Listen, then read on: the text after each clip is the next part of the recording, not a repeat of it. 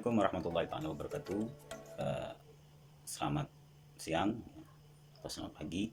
Ya, alhamdulillah kita berjumpa lagi dalam pelajaran PPKN.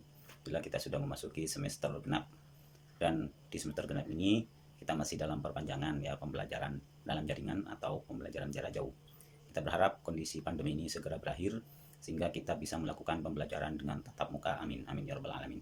Nah, anakku sekalian, di semester genap ini saya harap kalian lebih rajin lagi, lebih giat lagi untuk mengikuti pembelajaran daring ya. Semangat dan selamat pada kalian yang sudah mendapatkan nilai rapot di semester gasal kemarin. Semoga di semester genap ini lebih baik lagi. Nah, untuk memulai materi kita, alangkah baiknya kita dahului dulu dengan pembacaan doa. Semoga pembelajaran kali ini berjalan dengan lancar ya. Oke, berdoa mulai. Selesai. Oke, untuk lebih singkatnya mari kita ke materi kita pertemuan pertama di semester genap ini. Assalamualaikum warahmatullahi wabarakatuh. Jumpa lagi dalam pelajaran PPKN. Alhamdulillah kita sudah masuk pada semester genap. Nah, mengawali semester genap ini ya, materi yang akan kita pelajari adalah mewaspadai ancaman terhadap negara kesatuan Republik Indonesia. Oke. Apa saja yang akan kita pelajari di bab ini ya? Ada beberapa hal yang akan kita pelajari di bab ini. Ya, di antaranya adalah kita menelaah ancaman terhadap integrasi nasional. Nah, kita akan membahas berbagai macam ancaman ya, kasus-kasus yang menjadi ancaman terhadap integrasi atau persatuan nasional kita. Ya, apa saja nanti kasusnya, terutama ya dalam berbagai bidangnya, baik politik, sosial, budaya, ekonomi, ya, pertahanan dan keamanan. Nah, ini yang akan kita pelajari di bab ini. Kemudian di bab ini kita juga akan mempelajari tentang bagaimana strategi mengatasi berbagai ancaman tersebut ya. Ya, terutama Ibu Lekso sebutkan tadi dalam membangun ya persatuan atau integrasi bersatunya nasional kita.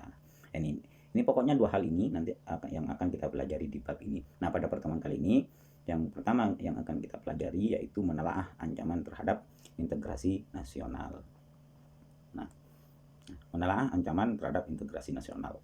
Kita tahu bahwa ya Indonesia ini sangat luas sekali ya. Dari Sabang sampai Merauke, dari Pulau Miangas sampai Pulau Rote. Indonesia adalah negara yang besar dan luas dengan wilayah kepulauan ya, yang luas tentunya ya. Ini menyimpan banyak kekayaan alam ya.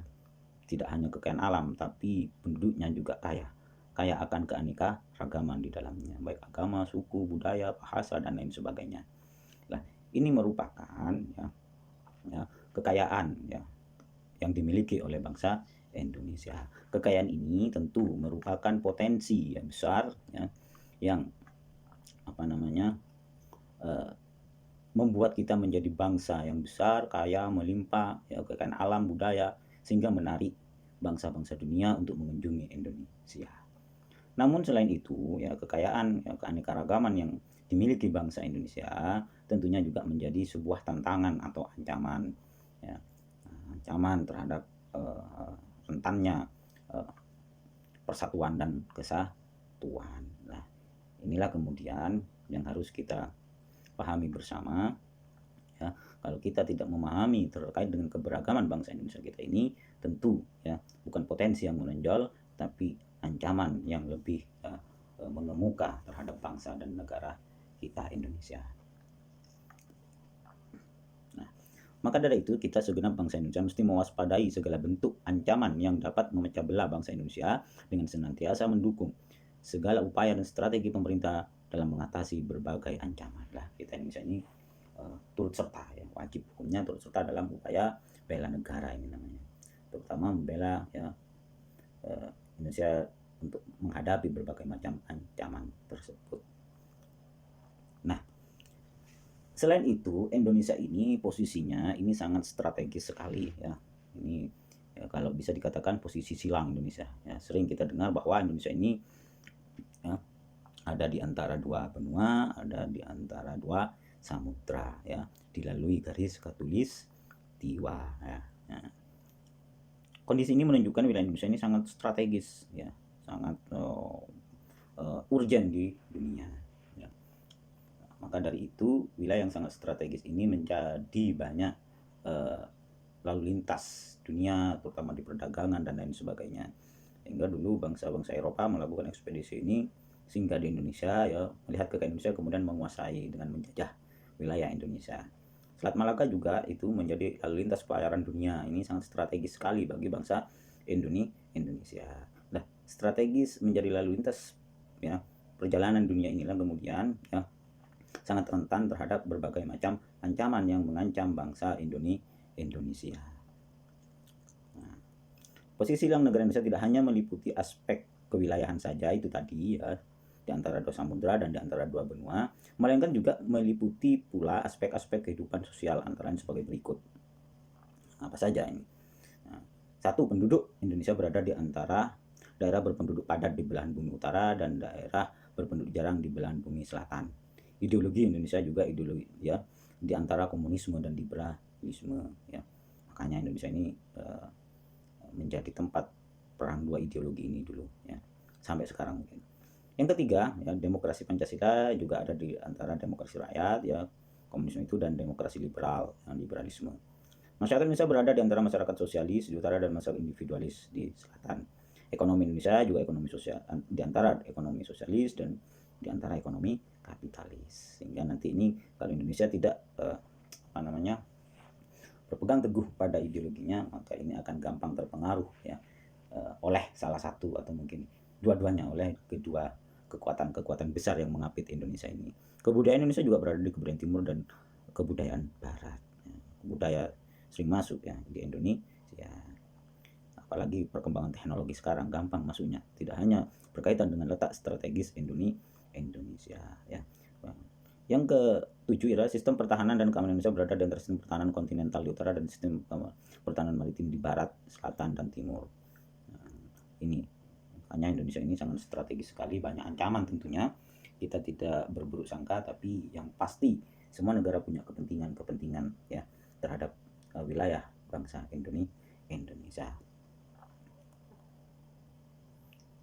Nah, posisi Indonesia ini salah satunya bisa menjadi potensi karena akan memberikan dampak positif bagi kemajuan bangsa Indonesia serta akan memperkukuh ya keberadaan Indonesia sebagai negara yang tidak dapat disepelekan perannya dalam menunjang kemajuan serta terciptanya perdamaian dunia.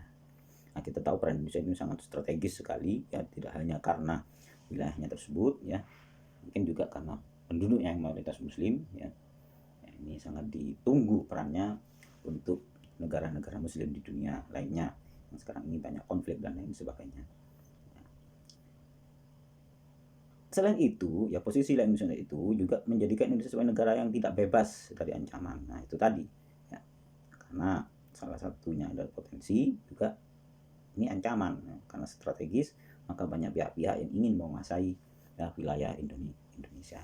Ini yang terjadi. Ya. Banyak sekali ancaman-ancaman. Terakhir kita ya mendapatkan berita terkait dengan drone laut ya, yang ditemukan di Sulawesi kalau tidak salah. Ini merupakan ya, salah satu bentuk ancaman. Dan masih banyak ancaman-ancaman lainnya yang ingin memecah belah bangsa Indonesia. Papua yang belum selesai ya, sampai sekarang konflik terus dengan KKB-nya ya, kelompok bersenjatanya ya. Nah, ancaman-ancaman ini di Indonesia ini ya bisa satu berasal dari luar negeri maksudnya, yang kedua bisa berasal dari dalam negeri ya. Dari dalam dan luar negeri ini bisa ya dalam mengancam dalam berbagai aspek kehidupan atau dimensi, baik itu ideologi ya. Banyak yang ingin mengganti Pancasila misalkan dengan ideologi lain. Nah, ini banyak sekali, baik itu yang dari luar ya, kemudian bekerja sama mempengaruhi yang dari dalam, sehingga banyak juga yang dari dalam ingin merusak ideologi atau ideologi Pancasila sendiri. Nah, ini ancaman ya. Ada yang politik, ekonomi ya, sosial, budaya terutama ini yang mungkin marak kan ya, dan juga pertahanan dan keamanan ya, seperti drone tadi yang saya ceritakan. Lah, dari berbagai aspek kehidupan ini bisa berupa itu dimensi harusnya berupa ya, berupa militer atau penggunaan kekuatan angkatan bersenjata. Nah, bisa jadi ya ancaman itu baik luar dalam dari berbagai dimensi ideologi sampai ancam itu bisa non militer, tidak dengan menggunakan kekuatan militer atau dengan kekuatan yang lain, pengaruh ya yang lain yang itu juga merusak dengan tidak menggunakan kekerasan bersenjata.